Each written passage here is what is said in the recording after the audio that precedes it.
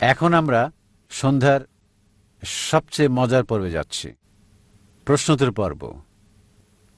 3টি মাইক আছে, 2টি পুরুষদের জন্য, একটা সামনে আমার বাম দিকে, একটা পিছনে বাম দিকে, আরেকটা ডান দিকে মহিলাদের জন্য। দয়া করে আপনার নাম এবং পেশা বলুন। প্রশ্ন করার ক্ষেত্রে অমুসলিমরা অগ্রাধিকার পাবে। একটা প্রশ্ন করা যাবে। কেউ দ্বিতীয় প্রশ্ন করতে চাইলে লাইনের পিছনে গিয়ে দাঁড়াবেন, আবার আসবেন। এখন আমি সামনের বাম দিকের মাইক থেকে শুরু করছি।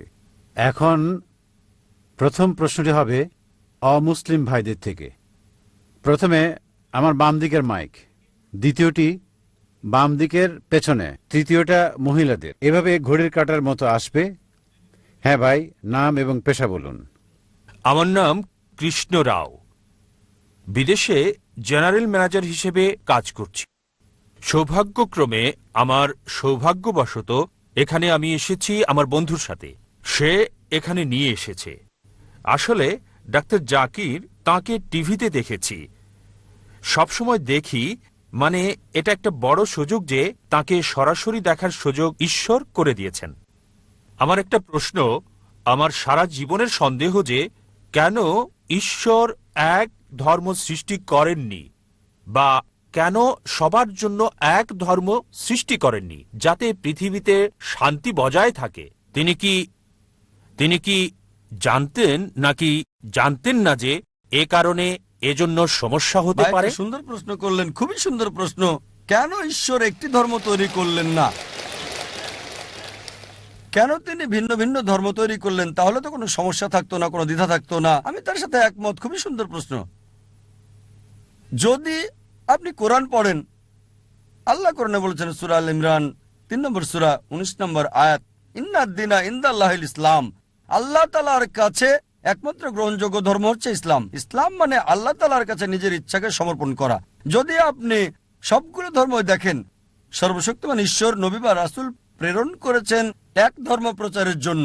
সকল নবী রাসূল আদম আলাইহিস সালাম থেকে শুরু করে নূহ, মুসা, ঈসা, মুহাম্মদ সাল্লাল্লাহু আলাইহি সাল্লাম, সকল নবীগণই আর আমাদের নবীজি বলেছেন এ পর্যন্ত 1,24,000 নবী রাসূল এই পৃথিবীতে প্রেরণ কাছে পবিত্র কোরআনে সূরা ফাতির 35 নম্বর সূরা 24 নম্বর আয়াতে, ওয়া ইম মিন উম্মাতিন ইল্লা খালা ফিহা নাযীর, এমন কোন জাতি বা গোত্র নেই যাদের কাছে সতর্ককারী প্রেরণ করা হয়নি। আল্লাহ বলেন সূরা রাদ 13 নম্বর সূরা 7 নম্বর আয়াত, লিকুল্লি কওমিন হাদ, প্রত্যেক জাতির কাছে সতর্ককারী প্রেরণ করা হয়েছে।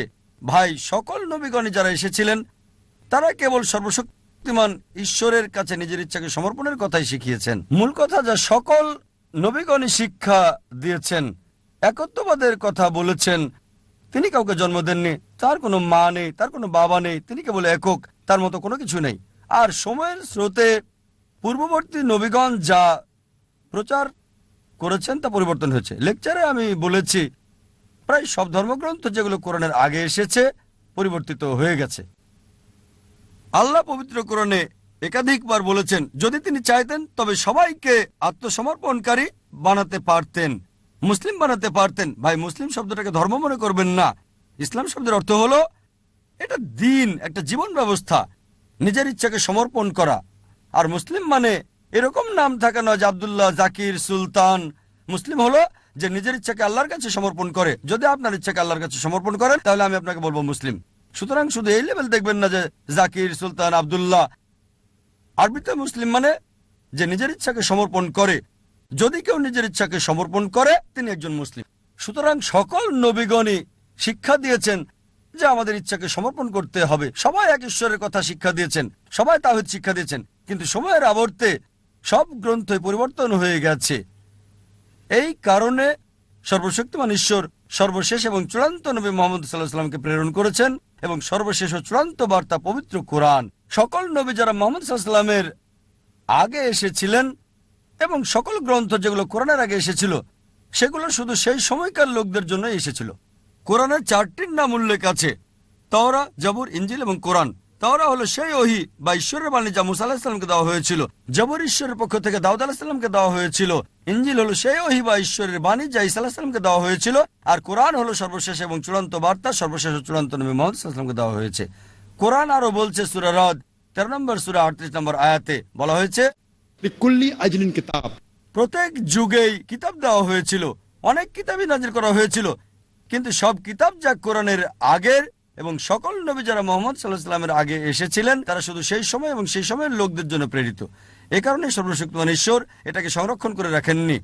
যেহেতু কোরআন হলো সর্বশেষ এবং চূড়ান্ত বার্তা, তাই এটা শুধু মুসলিম বা আরবদের জন্য না, এটা সমগ্র মানব জাতির জন্য। এবং নবী মুহাম্মদ শুধু আরব বা মুসলিমদের জন্য নয়, তাকে প্রেরণ করা হয়েছে সমগ্র মানব জাতির জন্য। আর এই কারণে তার কথা উল্লেখ আছে বিশ্বের প্রধান প্রধান ধর্মগ্রন্থগুলোতে। আর এই কিতাব পবিত্র কোরআনে আল্লাহ বলেছেন সূরা হিজর 15 নম্বর সূরা 9 নম্বর আয়াতে, এই কোরআন আমি নাজিল করেছি, আমি এর হেফাজত করব। তার মানে আমরা দেখছি সর্বশক্তিমান ঈশ্বর রাসূল প্রেরণ করেছিলেন একটাই ধর্ম প্রচারের জন্য, মানে ঈশ্বরের কাছে নিজের ইচ্ছাকে সমর্পণ করার জন্য। আরবিতে এটা ইসলাম। যীশু খ্রিস্ট কখনোই খ্রিস্টান ধর্ম প্রচার করতে আসেননি। খ্রিস্টান শব্দটি যে বাইবেলে নেই, এটা কি আপনি জানেন? পুরো বাইবেলে খ্রিস্টান শব্দটি খুঁজে পাবেন না। তিনি খ্রিস্টান ধর্ম প্রচার করেননি। খ্রিস্টান শব্দটা দ্বারা মূলত অ্যান্টিওয়াকে যিশুর অনুসারীদের বোঝাতো বুক অফ অ্যাক্টসে আছে, ডাক নাম। সুতরাং যীশু খ্রিস্ট ইসলাম প্রচার করেছেন। এটা আছে গসপেল অফ জন অধ্যায় 5 অনুচ্ছেদ 30। যীশু খ্রিস্ট বলেছেন যে আমার ইচ্ছায় নয়, আমার পিতার ইচ্ছায়, প্রভুর ইচ্ছায়। আরবিতে বললে তিনি ইসলাম প্রচার করেছিলেন। একইভাবে যদি ভগবদ গীতা পড়েন, শ্রীকৃষ্ণ বলছে ঈশ্বরের কাছে তোমাদের ইচ্ছাকে সমর্পণ করো। যদি আরবিতে বলেন, তিনি বলছেন আপনাকে ইসলাম মানতে।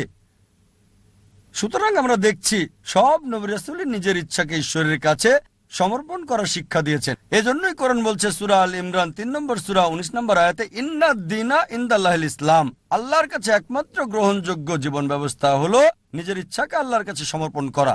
আমাদের উচিত ধর্মগ্রন্থে ফিরে যাওয়া, সর্বশক্তিমান ঈশ্বরের নির্দেশে ফিরে যাওয়া এবং নিজের ইচ্ছাকে ঈশ্বরের নির্দেশের কাছে সমর্পণ করুন। তাহলে আপনি সত্য পথে থাকবেন। আশা করি উত্তরটা পেয়েছেন। হ্যাঁ, দ্বিতীয় প্রশ্ন আমার বাম দিকে, ঠিক পেছনে। শুভ সন্ধ্যা ডাক্তার জাকির নায়েক। আমার নাম নারেশ। বিকম পাশ করেছি আমি, আর ফিল্ম ইন্ডাস্ট্রিতে চাকরির চেষ্টা করছি। আর আমার প্রথম প্রশ্ন হলো মানব বিবর্তন নিয়ে। মানব বিবর্তন নিয়ে কোরআন কি বলছে? কারণ একজন মানুষ স্বাভাবিকভাবে চিন্তা করুন, আদম এবং ইভ প্রথম মানুষ, মানে মানব বিবর্তনের কারণ। যদি সেই দিক থেকে ভাবেন, এখন আদম আর ইভ তিনি আমাদের আদি আদি আদি আদি পিতা, আর বলতে পারি আমরা পুত্র আর কন্যার ন্যায় তাদের। তাহলে কিভাবে আমরা নিজেরা আপন ভাই বোনদেরকে বিয়ে করছি? ভাই প্রশ্ন করলেন যে বিবর্তন সম্পর্কে কোরআন কি বলছে। আমরা এসেছি একটি কমন উৎস, আদি আদি আদি পিতামাতা আদম ইব থেকে। তিনি বিবর্তনবাদ সম্পর্কে বলছেন না, এটা সৃষ্টি সম্পর্কে। ভাই আমি একজন মেডিকেল ডাক্তার, MBBS পাশ করেছি। যখন বিবর্তন সম্পর্কে আপনি বলেন বিবর্তন তত্ত্বের, তখন ডারউইনের তত্ত্ব আপনি ভাবতে থাকেন। ঠিক, আমরা বানর থেকে এসেছি।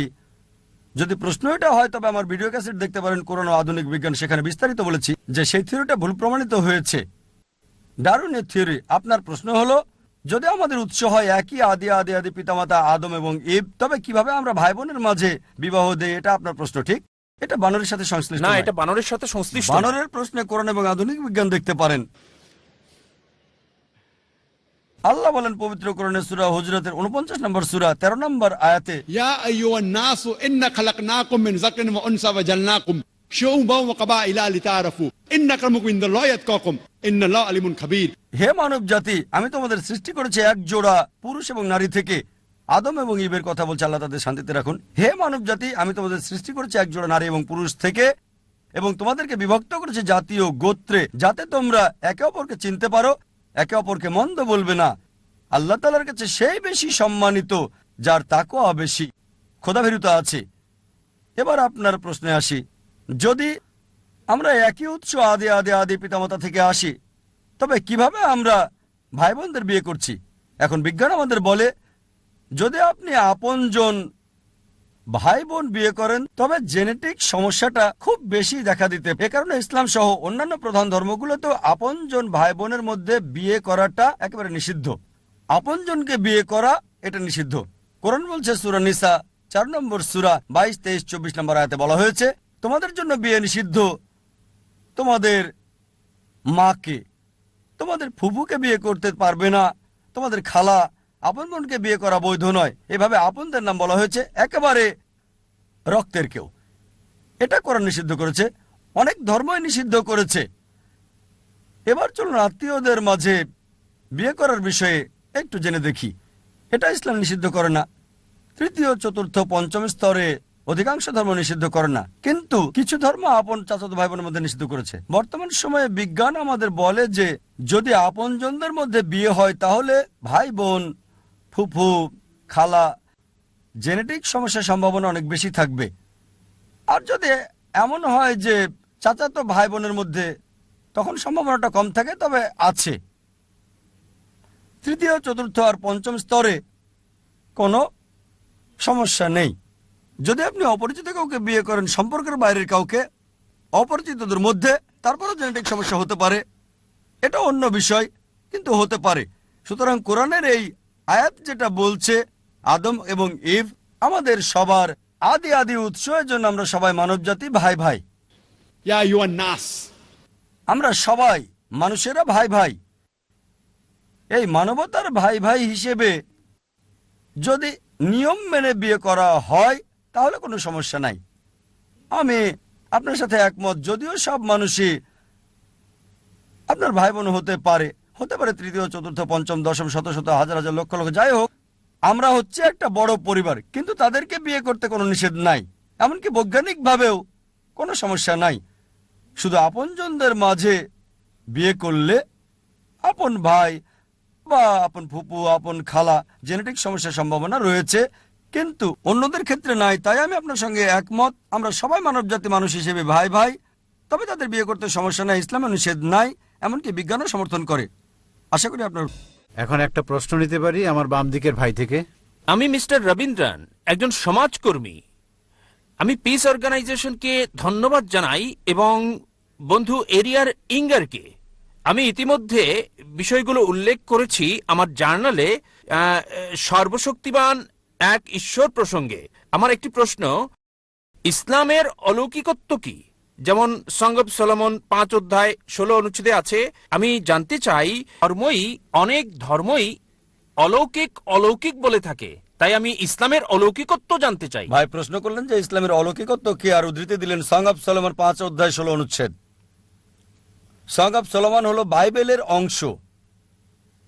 সং অব সলোমন বাইবেলের ওল্ড টেস্টামেন্টে আছে, হিব্রুতে আছে।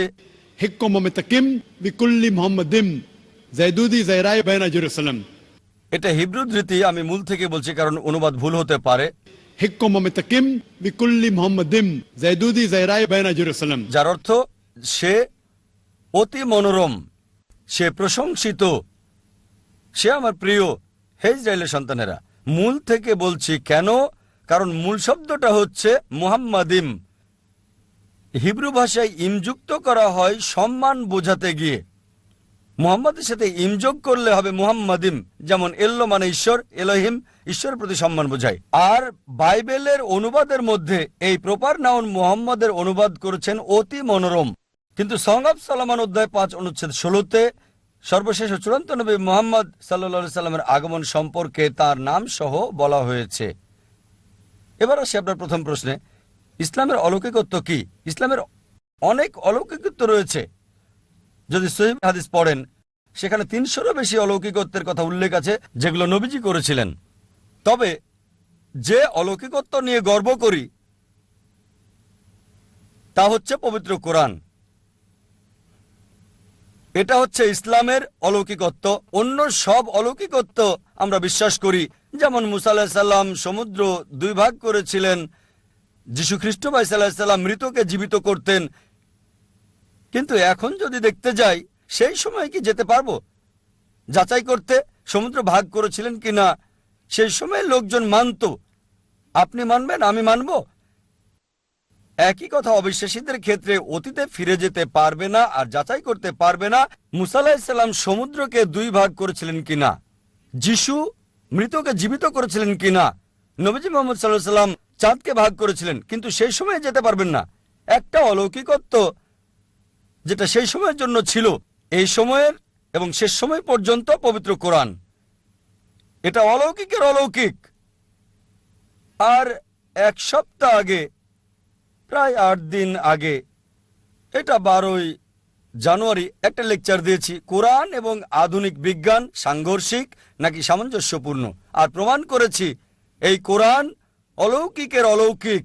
এটা শুধু অলৌকিক নয়, অলৌকিকের অলৌকিক, এটা সব সময়ের অলৌকিক। আগের সময়টা ছিল অলৌকিকত্বের, সেই সময় প্রমাণ করেছে। তারপর সাহিত্য এবং কবিতার যুগ আসলো। কোরআন হলো সবচেয়ে উত্তম সাহিত্য এই পৃথিবীর বুকে, মুসলিম এবং অমুসলিম আরবি বিশেষজ্ঞদের মতে। এখন যদি কোনো ধর্মগ্রন্থ কাব্যিক ভাষায় বলে পৃথিবী সমতল, বিশ্বাস করবেন? উত্তর হচ্ছে না। কারণ এখন সময়টা সাহিত্য আর কবিতার নয়, এখন বিজ্ঞান আর প্রযুক্তির যুগ। তাই 8 দিন আগে আমি প্রমাণ করেছি কোরআন 1400 বছর আগে যা বলেছে, বিজ্ঞান সেটা এখন আবিষ্কার করেছে। 20 বছর আগে, 50 বছর আগে, 100 বছর আগে, 200 বছর আগে। কে কোরআনে এসব কথা বলেছে? সর্বশক্তিমান ঈশ্বর ছাড়া কেউ না।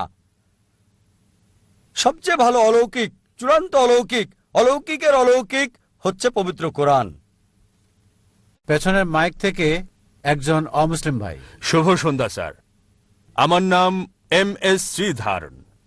আমি একজন ব্যাংক অফিসার। আমার উপার্জনটা ব্যাংক থেকে, মানে ব্যাংকের আসল আয় বা সুদ থেকে। আমার কিছু মুসলিম বন্ধু আছে যারা খুবই নিয়ন্ত্রিত। এমনকি আমার বাসায় খাবার বা চা খাওয়া তারা মনে করে যে এটা ব্যাংকের আসল উপার্জন, অর্থাৎ সুদের থেকে আসে। দয়া করে বলুন যে এই যে সুদ এবং কোরআন যা বলছে তা যদি একই হয়, তবে আধুনিক ব্যাংকগুলো যে চালু আছে এবং লেনদেন করে চলেছে, আসলে প্রশ্নটা ভালোভাবে আমি বলতে পারছি না। আমি দুঃখিত, আমি ব্যক্তিগতভাবে পেশাগত অনেক সমস্যায় আছি, মানে লেনদেন বা আমার মুসলিম বন্ধুদের সাথে টাকা পয়সা লেনদেন করা এসব বিষয় নিয়ে। কারণ তারা বলে এটা সুদের সাথে সংশ্লিষ্ট। দয়া করে বিস্তারিত বলবেন। ভাই একজন অমুসলিম ব্যাংকে চাকরি করেন আর প্রশ্ন করলেন যে মুসলিমরা কেন এত কঠোর, তার বাসায় আসে না, কারণ তার উপার্জনটা হচ্ছে সুদের। আর ইসলাম সুদের ব্যাপারে কি বলে? এক্ষেত্রে তিনি টাকা পয়সা লেনদেন করতে গিয়ে খুব সমস্যায় আছেন। ভাই, আরবি শব্দ হলো রিবা। রিবা মানে সুদ এবং অতিরিক্ত আদায়। কিছু লোক মনে করে যে রিবা দিয়ে সুদ বোঝায় না, আসলে সুদ এবং অতিরিক্ত চার্জ দুটোই বোঝায়। সুদ মানে ডিকশনারি অনুযায়ী টাকা উপার্জন, টাকা ধার দেওয়ার মাধ্যমে। চক্রবৃদ্ধি মানে হলো অতিরিক্ত ধার্য করা সুদ, এবং চক্রবৃদ্ধি সুদ উভয়ই নিষিদ্ধ। কোরআনে এই রিবা শব্দটি কমপক্ষে 8 বার উল্লেখ আছে। সূরা আল ইমরান 3 নম্বর অধ্যায় 130 নম্বর আয়াত, সূরা নিসা 4 নম্বর অধ্যায় 161 নম্বর আয়াত, সূরা বাকারা 2 নম্বর অধ্যায় 275 নম্বর আয়াত 3 বার, সূরা বাকারা 2 নম্বর অধ্যায় 276 নম্বর আয়াত, সূরা বাকারা 2 নম্বর অধ্যায় 278 ও 279 নম্বর আয়াত। আমি শুধু শেষ আয়াতটা বলছি, সূরা বাকারা 2 নম্বর অধ্যায় 278 ও 279 নম্বর আয়াত, যে যদি তোমরা চক্রবৃদ্ধি সুদ এবং সুদ পরিত্যাগ না করো তবে যুদ্ধের ঘোষণা করো আল্লাহ এবং রাসূলের প্রতি। সুতরাং যে সুদ দিল বা সুদ নিল সে যুদ্ধের ঘোষণা করছে সর্বশক্তিমান ঈশ্বর আল্লাহ এবং নবীজি মুহাম্মদ সাল্লাল্লাহু আলাইহি ওয়াসাল্লামের সাথে। এটা হচ্ছে ইসলাম ধর্মে বড় গুনাহগুলোর মধ্যে একটি, জঘন্য অপরাধের একটি। একটি হাদিসে আছে সুদের সর্বনিম্ন গুনাহ হচ্ছে জিনা করার সমান, মায়ের সাথে ব্যভিচারের সমান। এখন এর পেছনে যুক্তি কি? আমার ভিডিও ক্যাসেট দেখতে পারেন, সুদমুক্ত অর্থনীতি, কোরআন অনুযায়ী বিস্তারিত সেখানে বলা হয়েছে। যুক্তিতে যদি আপনাকে প্রমাণ দিতে হয় ইসলামে সুদ কেন হারাম, কয়েক ঘন্টা সময়ের দরকার হবে। এখন সম্ভব নয়, কিন্তু সংক্ষেপে বলতে গেলে কেন সুদ নিষিদ্ধ, কারণ এটা ধনীকে আরো ধনী করে এবং গরিবকে আরো গরিব করে। এছাড়াও অনেক ক্ষতিকারক দিক রয়েছে, যেমন আপনি জানেন 80-র দশকে অধিকাংশ ব্যাংক জুয়ার কেন্দ্র প্রতিষ্ঠা করেছিল, মদের বার ইত্যাদি প্রতিষ্ঠা করেছিল। আর ইসলামে আমরা মুনাফা এবং ক্ষতি বন্টনে বিশ্বাস করি। এখন দেখুন, আপনি একজন ব্যাংকার, সবচেয়ে বেশি লোন পায় সবচেয়ে ভালো কোম্পানি। সুদ চালু করেছে, এই ব্যাংকিং ব্যবস্থা চালু করেছে রাজা পঞ্চম জর্জ। রাজা পঞ্চম জর্জ, আসল দায়ী হচ্ছে সে। অতীতে এমনটা ছিল না, কিন্তু বর্তমানে ধনীরা আরো ধনী হচ্ছে একজন দরিদ্র লোক লোন তুলতে গেলে তার জন্য খুবই কঠিন। দেখা হয় তার কি কি সম্পদ আছে, তার উপার্জন কত। এজন্য একজন দরিদ্রের পক্ষে লোন পাওয়া খুবই কঠিন। আর যদি আপনি বড় বড় কোম্পানিগুলো দেখেন, সবচেয়ে বড় কোম্পানি, তারা শর্তমুক্ত কোম্পানি। এজন্য এখন আমরা দেখছি স্টক তালিকা হচ্ছে। জানেন অনিল আম্বানি, তিনি রিলায়েন্স পাওয়ার চালু করেছেন। কতগুলো? 1.1 লাখ কোটি। যা প্রত্যাশা করেছিল তার চেয়ে শতগুণ বেশি পেয়েছে। কোনো ব্যাংকই তাকে এত টাকা দিতে পারবে না। তিনি কি করেছিলেন? তিনি চালু করেছেন স্টক। স্টকটা কি? এটি ইসলামিক পদ্ধতি, লাভ লোকসান বন্টন, ঠিক? আর সুদ, এটা হারাম। কারণ অনেক নেতিবাচক দিক আছে। ইসলামে মুনাফা এবং লোকসান সমবন্টনে বিশ্বাস করি। আপনি শেয়ার কিনেছেন, কোন কোম্পানির শেয়ার কিনলেন, যদি লাভ হয় আপনি লাভ পাবেন, যদি লোকসান হয় আপনাকে বহন করতে হবে। নির্দিষ্ট করা নাই 8%, 9%। অনেকে এইভাবে অনেক টাকা পায়। আর তারা যেটা করে তা হলো শেয়ার ছাড়ে। যদি আপনি শেয়ার কেনেন হালাল কোনো কোম্পানির, যেটা মদের কোম্পানি নয়, ব্যাংক নয়, বা কোনো হারাম কর্মকাণ্ডের নয়, তবে সেটা বৈধ। সুতরাং আমরা ইসলামের লাভ লোকসান বন্টনে বিশ্বাস করি। অনিল আম্বানি চালু করেছেন, প্রত্যাশার চেয়ে শতগুণ বেশি পেয়েছেন, ঠিক? 1.1 লাখ কোটি একই সময়ে পেয়েছে, প্রত্যাশার চেয়ে 10 গুণ বেশি। কেন? লোকজন ভাবছে যদি অনিল আম্বানির সাথে বিনিয়োগ করি নির্দিষ্ট পরিমাণে 8, 9 বা 10% পাবো না, হয়তো পাবো 20, 30 বা 50%। আপনি জানেন যেহেতু আপনি ব্যাংকার, যৌথ ফান্ডে জিএম বেসিক 1 নম্বর 116% এক বছরে। এ কারণে ইসলামে আমরা লাভ লোকসান বন্টনে বিশ্বাস করি। আর এজন্যই রিবা, নির্দিষ্ট সুদ, নির্দিষ্ট টাকা ধার দেওয়ার মাধ্যমে নির্ধারিত পরিমাণ উপার্জন হারাম। বিস্তারিত জানতে আমার ভিডিও ক্যাসেট দেখতে পারেন। কোরআনের বর্ণনায় সুদমুক্ত অর্থনীতি। এ কারণে যদি আপনি আপনার ব্যাংকে প্রচলিত ব্যবস্থা থেকে ইসলামিক ব্যবস্থায় রূপান্তর করেন, ইনশাল্লাহ আপনি মুসলিম কাস্টমার পাবেন, ইনশাল্লাহ। আর এখন ভারত সরকার, আরবিআই, অর্থমন্ত্রী পুরোপুরি ইসলামিক ব্যাংকের জন্য অনুমোদন দিচ্ছেন না, কিন্তু লোকজন তার কাছে যাচ্ছে। আমি নিজে মিস্টার চিদাম্বরমের সঙ্গে কথা বলেছি যখন তিনি সৌদি আরবে ছিলেন। আর খুবই সম্ভাবনা আছে মনমোহন সিং, আমাদের প্রধানমন্ত্রী, তিনি আগে অর্থমন্ত্রী ছিলেন, অর্থনীতি ভালো বোঝেন। খুবই সম্ভাবনা রয়েছে ইনশাল্লাহ, ইনশাল্লাহ তিনি প্রধানমন্ত্রীর সঙ্গে বিষয়টা পর্যালোচনা করেছেন, মনমোহন সিং এবং অর্থমন্ত্রী মিস্টার চিদাম্বরম। খুবই সম্ভাবনা আছে যে অতি শীঘ্রই আমরা একটা ইসলামিক ব্যবস্থা পাবো। আর আপনি কোনো ইসলামিক ব্যাংক দেখে তাতে যুক্ত হন। এ কারণে আপনি দেখবেন সিটি ব্যাংক ইসলামিক ব্যাংকিং চালু করেছে, এইচএসবিসি ইসলামিক ব্যাংকিং চালু করেছে, অধিকাংশ আন্তর্জাতিক ব্যাংকেই ইসলামিক ব্যাংকিং চালু করেছে। কেন? কারণ তারা দেখেছে তারা অধিক মুনাফা পাবে এবং গ্রাহকদেরও বেশি মুনাফা দিতে পারবে। এটা ইসলামিক। সুতরাং যদি আমরা শরিয়া মানি, পবিত্র কোরআন এবং সহিহ হাদিস মানি, আপনি উপার্জন করতে পারবেন, অন্যকেও সুযোগ করে দিতে পারবেন। আশা করি উত্তরটা পেয়েছেন।